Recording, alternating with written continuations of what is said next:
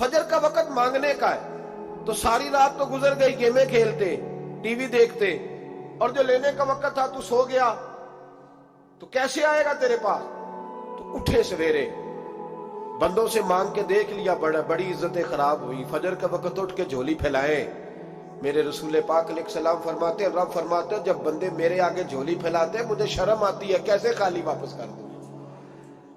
तो उसके सामने झोली फैलाए सवेरे उठ के, रिस्क में बरकत होगी। और फिर एक और बात, पांचवी बात, रिस्क में तंगी उस वक्त होती है जब हम माल गलत जगह पे खर्च करते हैं। अल्लाह माल देता है अपने फजल से, और जब हम उसे जाया करें, मिसाल देता हूं, मेरे पास एक शख्स ने आके कहा, हजरत जी बच्ची की शादी है, या मेरा घर में कोई बीमार है, या बड़ी आजमाइश है, 10,000 की जरूरत है, मैंने थमा दिया उसको। फिर मुझे बाद में पता चला कि ओहो, वो तो अय्याशी कर रहा है पैसों से, वो तो चला गया कहीं घूमने और फलां होटल में, महंगे होटल में बैठ के खाना खा लिया, तो मेरे दिल पे क्या गुजरेगी उस शख्स के बारे में? बिला मिसालों बिला तशबीह समझाने के लिए अल्लाह ने माल दिया फजल से, और अगर अय्याशियों में लगा दिया।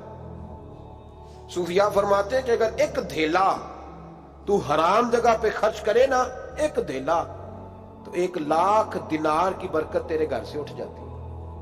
एक धेला हराम जगह पे। ये जो गवैयों पे पैसे फेंकते हो हलाल है? चले बैंड बाजा तो शादी पे आपने अपनी मर्जी से बंद करना है या बजाना है, लेकिन गवैयों पे जो पैसे फेंकते हो जायज है? बोले तो वो फिर कहते, रोते हैं बाद में लोग कि पता नहीं क्या हुआ, शादी के बाद पीछे पीछे आए। तो मैंने कहा शादी के बाद इसलिए पीछे पीछे हाथ हो गया कि शराबें बड़ी पी गई शादी पे, तबाही बड़ी उतरी, तो फिर अल्लाह की रहमत नाराज हो गई। और इस पर मैं कुरान मजीद की आयत पढ़ता हूं, रब फरमाता है, वमन अअरदा अन ज़िक्री फइन्न लहू मईशतन दनका, बड़ी सख्त आयत। वमन अअरदा अन ज़िक्री, फरमाया जब तू मेरे तज़किरे से, मेरे जिक्र से मुंह फेर लेता है, फइन्न लहू मईशतन दनका, तो मैं तेरी मईशत को, तेरे रिस्क को तंग कर देता हूं, तो तेरी जिंदगानी तंग होती। और जिसकी जिंदगी अल्लाह तंग करे उसकी कोई खोल सकता है?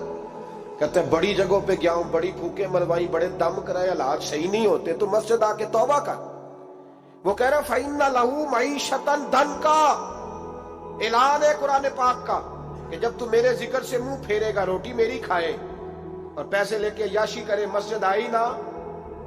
हुक्म तो यह है कि जितनी जितनी नेमत बढ़ती जाए सजदे बढ़ने चाहिए, लेकिन हम लोग सजदे कम करते जाते हैं, फर्द नमाज भी नहीं पढ़ते, फिर रिस्क तंग होता है, फिर अल्लाह के अदल का निजाम चलता है, फिर खराबी होती है। इसलिए याद रखें, कुरान मजीद ने हुक्म दे दिया कि अगर चाहते हो कि रिस्क में बरकत हो तो फिर रिस्क देने वाले के आगे झुक जाओ, फिर रिस्क देने वाले के आगे झुको। तो माली परेशानी का बहुत बड़ा सबब यह है कि हम मस्जिद की तरफ नहीं आते, दीन की तरफ नहीं आते, पैसा नाजायज जगह पे खर्च होता है। आप यकीन करें, मस्जिदों का हाल खस्ता है, मदारस का हाल काबिल रहम है, काबिल रहम हालत है मदारस इस्लामिया की। और लोग पैसा कहाँ खर्च करते हैं? मैं तो ये रोता रहता हूँ, हर जगह रोता हूँ। मैं दुनिया के किसी पाकिस्तान के कोने में बैठता हूँ तो रोता हूँ। एक्टर पल गए, और अहले सुन्नत का तो वैसे अल्लाह हाफ़िज़ है, कवालों की कोठियां देखने के काबिल है। और नात खां जो सुर सीखते हैं रात को कहीं बैठ के और सिर्फ आवाज सुरीली है, उनके मकान पजारों देखने के काबिल है। और जिस शख्स ने सारी जिंदगी रसूलुल्लाह का दीन पढ़ाया है, सारी जिंदगी, शेखुल हदीस मिजाज के लोग हैं जिनकी बेटियों की शादियां भी होने वाली हैं। मदारस के बच्चे मोटे कपड़े पहन के गर्मियों में घूमते हैं, मोटे कपड़े। और कोई चौधरी अगर कभी देने आता है ना किसी मदरसे में पैसे, तो कहता है जी वो मैंने 50,000 रुपया खर्च करना है, तो कुछ जगह कोई काम बताए कौन सा होने वाला है। मैं क्या तू ले जा कारी, ये काम बताए। अब किसी इमाम की बेटी की शादी होने वाली है तो पहले तुझे जाके बताएं कि उस वहां हमने खर्च करने। कहते नहीं वो मेरा एतबार नहीं, तो एतबार नहीं तो जा दौड़ जा। यहां कोई भूखे नंगे लोग बैठे, ये रसूलुल्लाह का नाम लेते हैं, और जो मुस्तफा का नाम लेते हैं रब उन्हें इतना नवाजता है कि कहीं कोई कमी बाकी नहीं रहती। वो कमाल कर देता है जब वो देता है। दरवाजा रसूल से जिसे मिलता है, मेरे आला हज़रत बोल के कौन देता है? देने को मुंह चाहिए, देने वाला है सच्चा, देने वाला है सच्चा। मैं बहुत दूर था पंजाब के कोने में, तो महफिल से फारूक हुआ तो 5-5 हज़ार के ना 4 नोट एक चौधरी सामने लहदा करके, इस तरह शादियों पे नहीं देते, 2000 ਦਾ ਵੱਖਰਾ ਵੱਖਰਾ ਕਰਨਾ ਨਜ਼ਰ ਆਵੇ, ਉਹਨਾਂ ਨੂੰ ਕਿਤੇ ਉਹਨਾਂ ਨੂੰ ਲੱਗੇ ਕਿ 1000 ਹੀ ਦੇ ਗਿਆ। तो लहदा लहदा करके ना 4 नोट तो यूं किया, हज़रत साहब ये। मैंने कहा तू शायद मुझे जानता नहीं, पता नहीं मैं कौन हूं। उसने कहा क्या मतलब? मैंने कहा मुझे बड़ी बड़ी बड़ी मस्जिदों में लोगों ने कहा आ जाओ। मैंने कहा वहां रहना है जहां मस्जिद भी हो और अल्लाह की दी हुई इज्जत भी हो। बड़े इदारों में तो बातें बड़ी सुननी पड़ती है, तो तू समझा ही नहीं हमें। तूने ये किस तरह की बात कर दी? इसको उठा के ले जा। गैरत है बड़ी चीज जहां ने तगो दो में, पहनाती है ये फक्र को ताजे सरदारा। एक साहब मुझे टेलीफोन करके कहने लगे जनाब एक टाइम चाहिए था। मैंने कहा मैंने यार सारे वक्त इत्तेफाक की बात है कि 6-6 7-7 8-8 महीनों कबल लोग वक्त ले लेते हैं, तो टाइम नहीं है। कहने लगे मेरा तो उमरा करांदा भी इरादा सी मेरा तो मैंने कहा मैंने कभी ख्वाब में भी नहीं सोचा था कि मैं मदीने की इतनी हाजिरी दूंगा जितनी मेरे रब ने मुझे दिलाई है। तू मुझे कौन सी बात बताता है? ये तो मेरे रब का फजल है।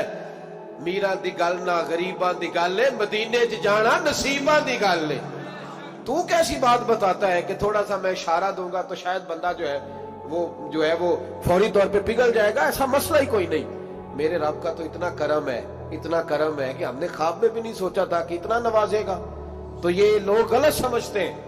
मैं अपने मदरसे के तालिब इल्मों को कहता हूँ जिंदगी में सबसे अच्छा खाना अल्लाह तुम्हें देगा और सबसे ज्यादा अच्छा कपड़ा अल्लाह तुम्हें देगा, सबसे अच्छी गाड़ी अल्लाह तुम्हें देगा।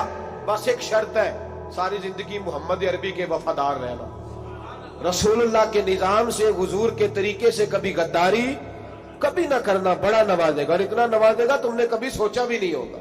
तो याद रखें अल्लाह रिस्क में बरकत देता है, लेकिन उस वक्त जब हम अपनी जिंदगी हकीर करते हैं ना। अब जहां आने लगा हूं वहां आपको लाना चाह रहा हूं। हम पता क्या करते हैं? हाथ फैलाते हैं। बड़े बड़े रईस आजम होके लोग हाथ फैलाते हैं। अगर आप नाराज ना हो तो MNA ने भी इन्वेस्टर रखे होते हैं, MPA का भी इन्वेस्टर, वो भी फोन करता है कि इतने फ्लैक्स तेरे जिम्मे, इतने तेरे जिम्मे। ये मत समझे कि मांगने वाला छोटा तबका है। यहाँ बड़े बड़े लोग हैं। यहाँ तो पुलिस अफसर भी दुकान पे आ जाए तो दुकानदार परेशान होता है कि ये मुफ्त हो रहा है, ये पैसे नहीं देगा। तो यहाँ मांगने के स्टाइल बड़े बड़े निराले, बड़े बड़े अनोखे। नाराज ना होइएगा, सबकी बात नहीं कर रहा, लेकिन इल्ला माशाअल्लाह अक्सर की बात कर रहा हूं। अब मेरे नबी पाक सल्लल्लाहु अलैहि वसल्लम ने दर्श दिया, फरमाया जिंदगी में हाथ ना फैलाना कभी भी, जिंदगी में कभी भी हाथ। माली परेशानी का हल बताया। मेरे हबीब फरमाने लगे यूं ना करना, वरना फिर दोबारा सारी जिंदगी इस तरह नहीं हो सकेगा। फरमाया अपनी गुर्बतें छुपा के रख। अगर अल्लाह कभी आजमाइश डाले तो अल्लाह के साथ बात कर, उसके नेक बंदों के साथ बात कर। कभी भी यूं ना करना, वरना सारी जिंदगी फिर तू मांगता ही रहेगा। तो या रसूलुल्लाह क्या करे? फरमाया तू देने का इरादा कर, अल्लाह भी तुझे माला माल फरमा देगा। तो जिसने हाथ फैलाया हुआ है ना, इस नाथ खान ने भी, मौलवी ने भी, MNA ने भी, MPA ने भी, और वजीर ने भी, और मुशीर ने भी, और क्या बताएं कहां तक। हमारा तो वजीर आजम किसी मुल्क चला जाए तो अगला मुल्क परेशान हो जाता है कि शायद कुछ लेने आया है। जिनको आज यौम पाकिस्तान है, पाकिस्तान मांगने के लिए नहीं बना था, ये देने के लिए बना था। ये तो देने के लिए बना था। ये तो वो सल्तनत बनाई गई थी जो दरवेशों ने कायम कर दी, और इस मुल्क को भिखारी बना दिया है। लेकिन हम फिर भी मायूस नहीं। ये मिट्टी बड़ी हसीन है, इंशाअल्लाह ताला यहां से ऐसे फूल खिलेंगे कि सारी दुनिया को खुशबू जाएगी। इस धरती से इंशाअल्लाह ताला ऐसे दरख्त उगेंगे कि सारा जमाना साए में बैठेगा। मैं दूर नहीं निकलना चाहता। तो एक रिस्क की तंगी का मामला यह है कि हम मांगते हैं। कुछ लोग इसलिए भी किसी से सवाल कर लेते हैं कि कोई कहे ना अमीर बड़ा है। सवाल शादी का मौका आता है तो 2-4 दोस्तों को फोन कर लेते हैं, फिर रिश्तेदारों को बताते फिरते हैं कि मैंने तो कर्जा पकड़ के निकाह किया, कर्जा पकड़ के रजिस्ट्री कराई है, ताकि लोग। तो जब तू एक दफा मांग लेता फिर सारी जिंदगी तेरी माली मुश्किलात हल नहीं होती। एक वजह यह है। अब आइए इन परेशानियों के कुछ रूहानी इलाज हैं। 2-1 बातें अर्ज करूं। सूरह तलाक 2-3 नंबर आयत की घर जाके तिलावत करें। रब करीम ने फरमाया वमन यत्तकिल्लाह यजअल लहु मखरजा। फरमाया जब तू अल्लाह से डरेगा तो अल्लाह हर मुश्किल से निकलने का तुझे रास्ता अता फरमा देगा। और क्या खूबसूरत अंदाज है कुरान मजीद का, और हमने इसका लाखों बार तजर्बा किया, 20 और सैकड़ों बार ये चीज जाती तौर पर प्रैक्टिकल से गुजरी। अल्लाह ने फरमाया हर मुश्किल से निकलने का रास्ता भी देगा, वयरज़ुक़हु मिन हैसु ला यहतसिब, اور اللہ تجھے وہاں سے رزق دے گا کہ تُونے کبھی سوچا بھی نہیں ہوگا. وَيَرْزُقْهُ مِنْ حَيْثُ لَا يَحْتَسِبُ سے دے گا کہ تُونے کبھی سوچا بھی.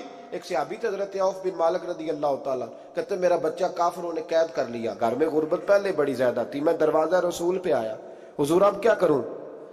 تو کہتے ہیں نبی پاک نے فرمایا بھروسہ اللہ کی ذات پہ کر، توکل اللہ کی ذات پہ کر، اور گھر جا کے تسبیح لے کے میاں بیوی بیٹھ جاؤ اور پڑھو لا حول ولا قوت الا باللہ العلی العظیم، جاؤ پڑھو جا کے. کہتے میں گھر بیٹھا ابھی چند تسبیحاں پڑھی تھی کہ دروازے پہ دستک ہوئی، دروازہ کھولا تو میرا بیٹا دروازے پہ کھڑا تھا، پلٹ کے دیکھا تو 400 بکریاں بھی لایا تھا. اور میں نے کہا بیٹا یہ کیسے آ گئی؟ کہنے لگے ابا جی مجھے ایک حویلی میں کافروں نے قید کیا ہوا تھا، میں بڑا پریشان تھا، لیکن ابھی تھوڑا دیر پہلے پتہ نہیں کیا ہوا، میں نے یوں ہاتھ لایا تو رسیاں کھل گئی، باہر نکلا ہوں تو 2-3 بندوں پہ نیند کا ایسا غلبہ تھا کہ بے ہوش ہو کے گرے ہوئے تھے. 400 بکریاں بھی تھی، میں نے دروازہ کھولا، بکریاں میرے ساتھ دوڑنے لگ گئی ہیں، تو میں 400 بکری بھی لے آیا ہوں، پلٹ پلٹ کے دیکھتا رہا ہوں، پر میلوں کا سفر ہوا وہ آئے ہی نہیں. تو والد کہنے لگے بیٹا چلو پہلے مصطفیٰ کریم سے جا کے پوچھ لیں، دیکھیں کیسے مالی مسئلے حل ہوتے ہیں. حضور سے جا کے پوچھیں کہ ہمارے لیے جائز بھی ہے کہ نہیں. کہتے ہیں دروازہ رسول پہ جا کے ہم کھڑے ہی ہوئے تھے کہ نبی پاک نے فرمایا دیکھا رب کریم کا فضل، دیکھا، فرمایا تیرا بیٹا بھی آ گیا، تیری غربت کا بھی حل ہو گیا ہے، یہ کافر کا مال ہے، اسے مال غنیمت سمجھ کے استعمال کر، تیرا ہی ہے. تو لا حول ولا قوت الا باللہ العلی العظیم پڑھیں تو رزق میں پڑھیں گے انشاءاللہ، بول کے بتائیے پڑھیں گے انشاءاللہ تعالی. لیکن سنی قوم تویز پہ لگ گئی ہے، کہتے ہیں وظیفہ پڑھنا پڑتا ہے، آپ لکھ کے دیں گلے میں ڈالنے کے لیے تاکہ وہ ڈالتا جاؤں اور میرے اوپر پیسوں کی بارش ہوتی جائے. وظیفہ پڑھیں، وظیفہ پڑھیں. سنیں ایک اور وظیفہ سنیں، امام قرطبی نے تفسیر قرطبی میں لکھا رزق کی برکت کا وظیفہ.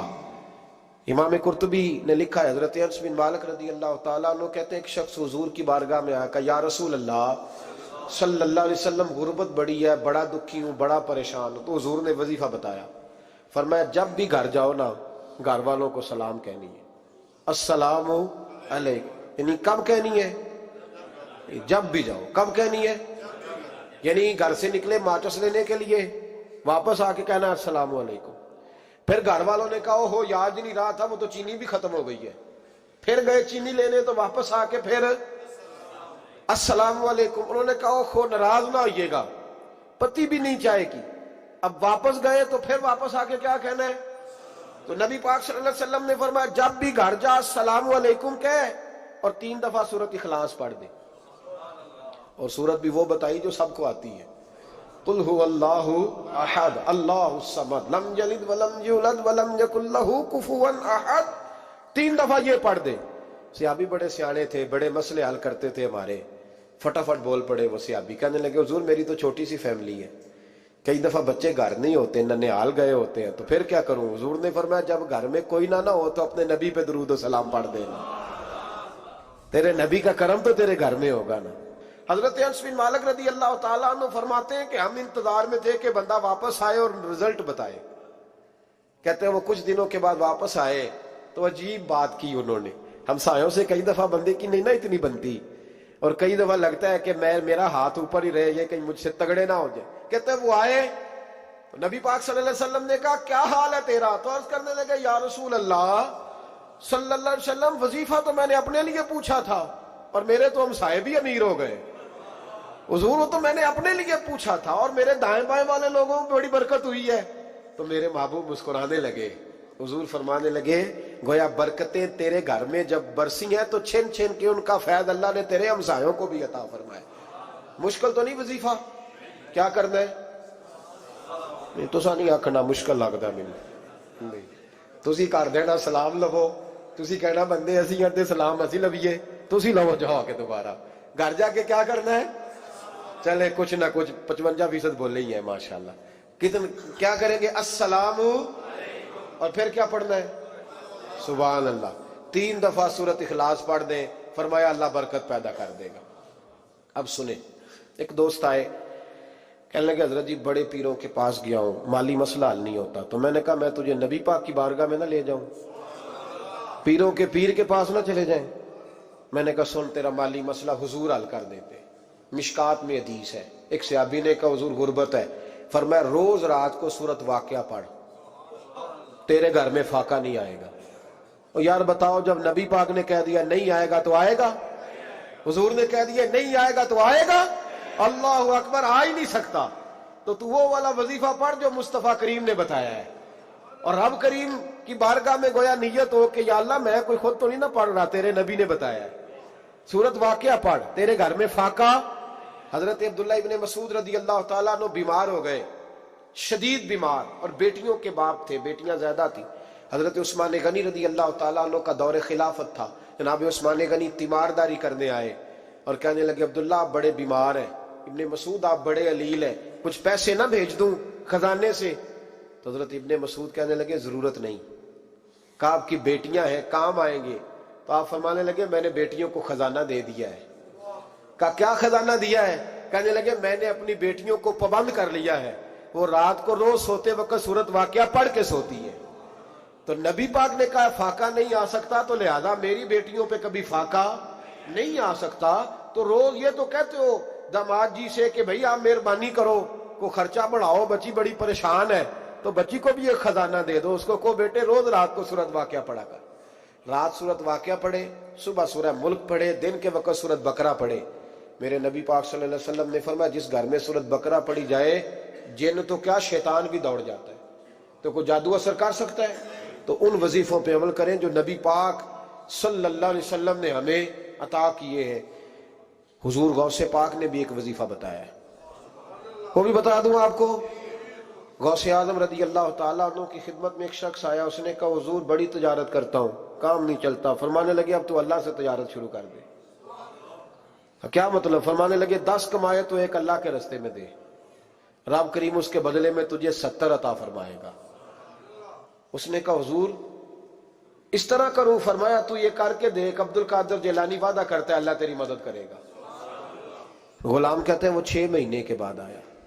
پہلے جب آیا تھا تو پیدل آیا تھا, 6 ماہ کے بعد آیا تو 6 اونٹ تھے اس کے پاس, اور آ کے حاضر ہوا. تو کہنے لگا حضور زندگی پتہ نہیں کہاں گزار دی, کاروبار کا تو مزہ ہی اب آیا ہے, اب مزہ آیا ہے کاروبار کرنے کا, اب مزہ آیا ہے. کہا 10 میں سے 1 دیتا ہوں, پتہ نہیں کتنا مہربان ہے. اور یہ آیت ہے وَيَرْزُقْهُ مِنْ حَيْثُ لَا يَحْتَسِبُ, تجھے وہاں سے دے گا کہ تیرا کبھی گمان بھی نہیں گیا ہوگا.